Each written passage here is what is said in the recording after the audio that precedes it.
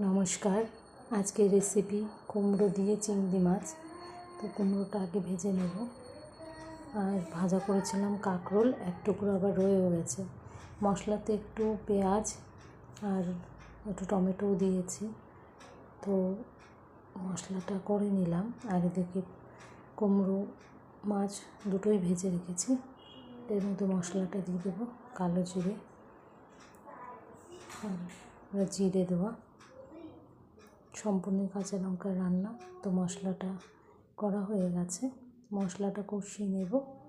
কষিয়ে নিয়ে আর ভালো করে, মশলাটা আমি না কষিয়ে রান্না করতে আমার ভালো লাগে না। মশলার মধ্যে মাছটা কষিয়ে নিলাম। এবার কুমড়োটাও দিয়ে দিলাম। কুমড়োটা খানিকটা পরে দিলাম, কারণ কি কুমড়ো তো এমনিতেই নরম। আলু দেবো না, কারণ আলু আমি খাই না, আর মেয়েকেও অত বেশি আলু দেওয়া হয় না। এটা আমাদের জন্যই হচ্ছে। তো আলু ছাড়াই শুধু কুমড়ো দিয়ে পুরো কষানোর পরে জলটা দিয়ে দিলাম। একদম